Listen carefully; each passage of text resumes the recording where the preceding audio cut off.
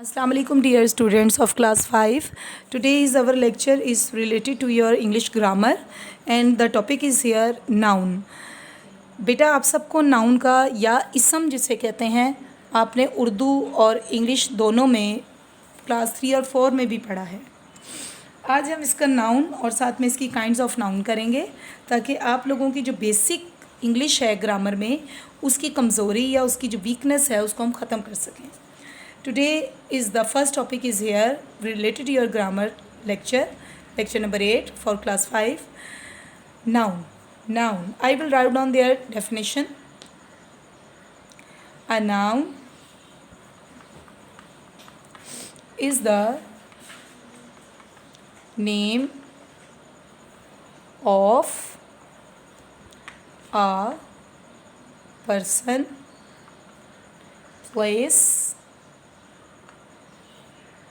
or a thing. ठीक है। Exemplary gratia हम मिसाल देंगे Ali pen Karachi and school ETC etcetera.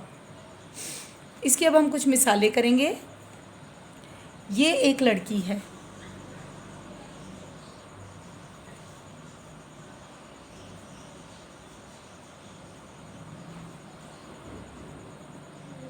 ये एक लड़की है। This is a girl.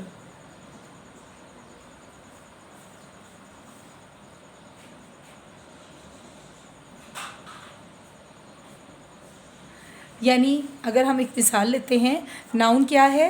A noun is the name of a person, place और थिंग। ये आप सब बच्चों को पता है कि नाउन क्या है। इसम क्या है?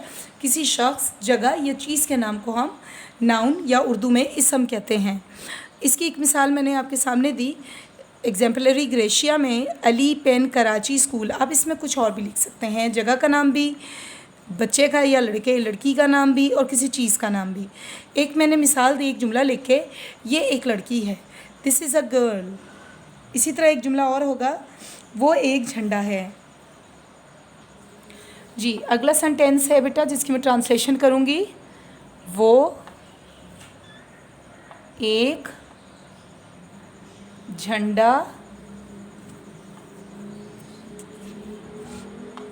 है। ये के लिए दिस का लफ्ज़ इस्तेमाल होता है और वो के लिए दैट का।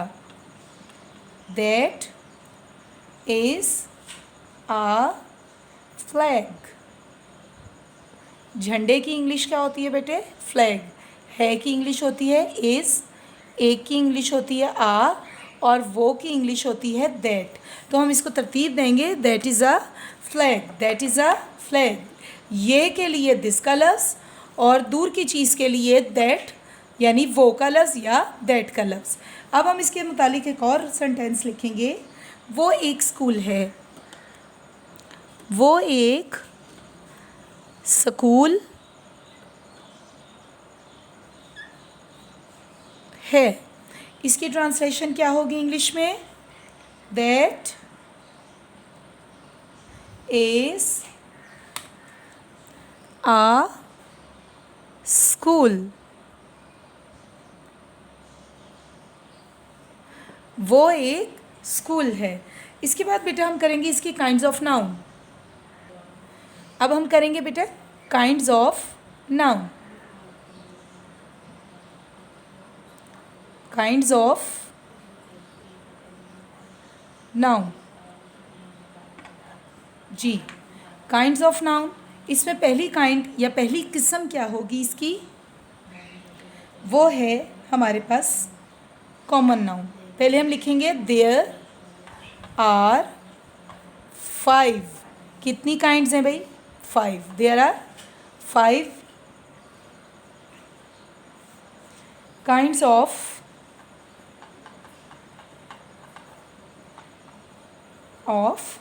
नाउन। 5 इकसाम हैं। नंबर 1, पहली जो आज हम इस पर डिस्कस कर रहे हैं वो है कॉमन नाउन। उर्दू में इसे इसम नकरा भी कहते हैं।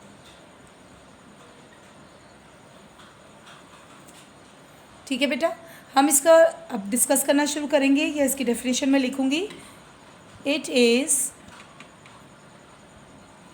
Common name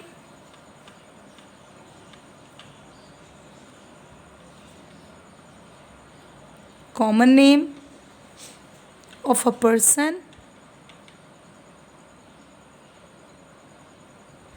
place or a thing। बेटा अब आप चाहे देखें गौर से कि सिर्फ इसमें क्या लफ्ज़ चेंज हुआ है, कॉमन नेम, बाकी सारी की सारी जो है लफ्ज़ जो हैं वो नाउन वाले ही हैं।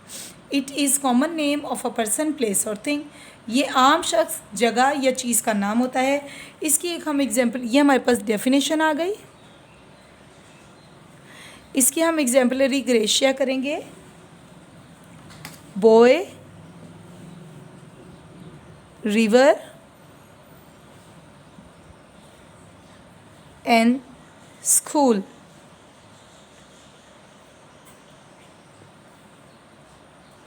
जी स्टूडेंट, इसके बाद हमने इसकी दूसरी काइंड ऑफ नाउन करनी है, वो है proper noun.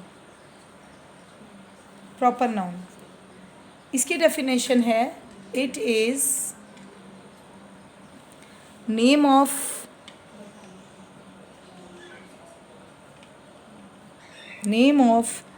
a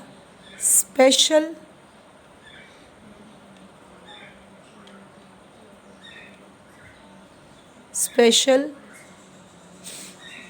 person, place or thing। ख़ास शख्स, जगह या चीज़ के नाम को हम प्रॉपर नाउन कहते हैं। इसकी एग्जाम्पलरी ग्रेशिया में आ जाएगा अल्लामा इकबाल,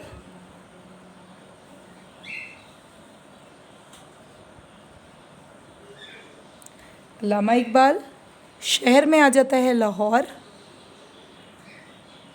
और दरियाए रावी और रावी रिवर रावी। तो ये हमारे पास एग्जाम्पल्स आ जाती हैं। इसके बाद हम इसकी तीसरी किस्म करेंगे। इसके बाद हमारे पास थर्ड काइंड आएगी मटीरियल। मटीरियल का मतलब क्या होता है, मादा, जिन्स, जामिद, इसे जामिद भी कहते हैं। इसम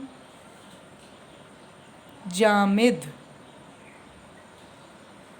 या जिन्स। जी बेटा, इसका हम डेफिनेशन लिखेंगे। A material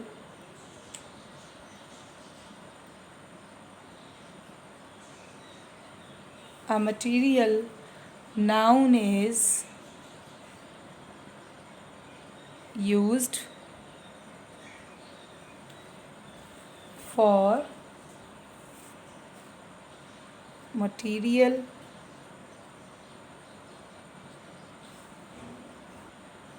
things।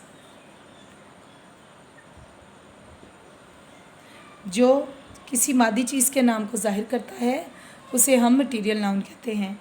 इसकी एग्जांपल मैं दूंगी एग्जाम्पलरी ग्रेशिया में। ब्लड,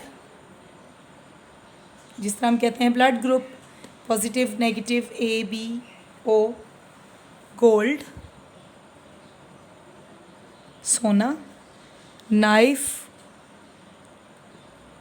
फल काटने का चाकू भी होता है, किसी और चीज़ को काटने का भी चाकू होता है। रिंग, जैसे वेडिंग रिंग, इंगेजमेंट रिंग, कोई भी चीज़ हो सकती है, रिंग तो रिंग ही होती है। इसके बाद हम फोर्थ काइंड करेंगे, वो है कलेक्टिव नाउन। कलेक्टिव नाउन क्या है बेटा, इस किसी चीज़ का मजमुआ जमा करके बताना, इसे हम उर्दू में कहते हैं इसम जमा। इसम जमा, इसके लिए हम डेफिनेशन देखेंगे। A collective noun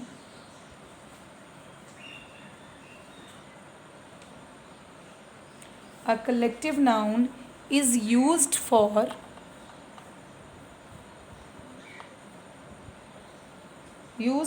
a group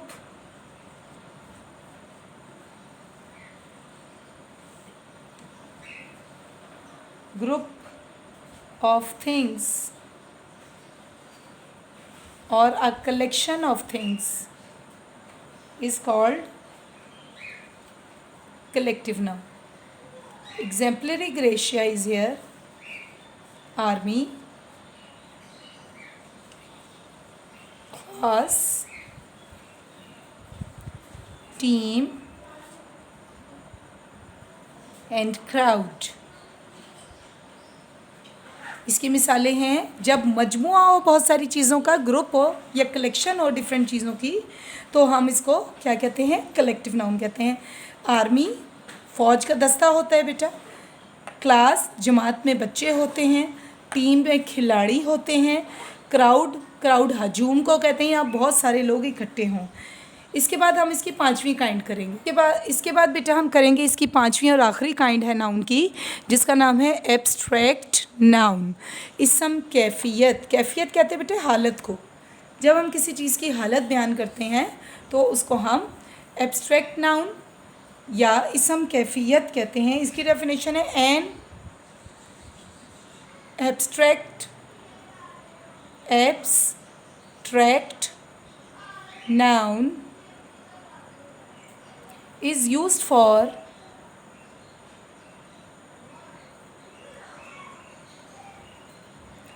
the property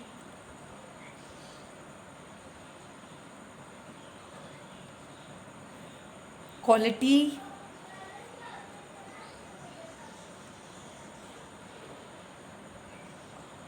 or condition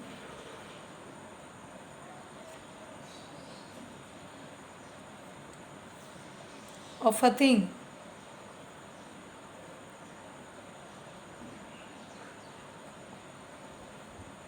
इसकी हम एग्जांपल्स देंगे. इसकी बेटा एग्जांपल थी हेल्थ, ऑनेस्टी,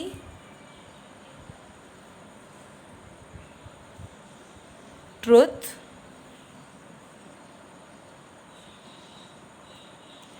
एंड ब्यूटी. जो किसी चीज़ की कैफियत को जाहिर करे उसे हम एब्स्ट्रैक्ट नाउन कहते हैं. जैसे कि सेहत, ऑनेस्टी ईमानदारी, ट्रुथ सच और ब्यूटी खूबसूरती. अब हम इसकी डेफिनेशन को एक दफ़ा फिर रिवाइज करेंगे. An abstract noun is used for the property quality and condition of an thing. किसी चीज़ की हालत या कैफियत या ख़ासियत को ज़ाहिर करे उसको हम एब्स्ट्रैक्ट नाउन कहते हैं या इसम कैफियत कहते हैं. इसके लिए हमने जो कोट की हैं यहाँ पर एग्जांपल्स वो हैं health, honesty, truth and beauty.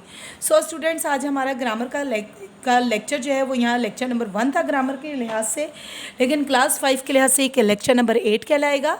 तो आज हमने इसको डिलीवर किया है आपके लिए और कोशिश की है कि आपको अच्छे तरीके से नाउन को बेस बनाते हुए आपकी ग्रामर को ठीक किया जाए. तो स्टूडेंट्स, अगर आपको हमारा चैनल और हमारी ये काविश अच्छी लगी हो तो हमें अपने कमेंट से आगाह कीजिए और हमारा बेल आइकन की बेल भी दबाना ना भूलिए.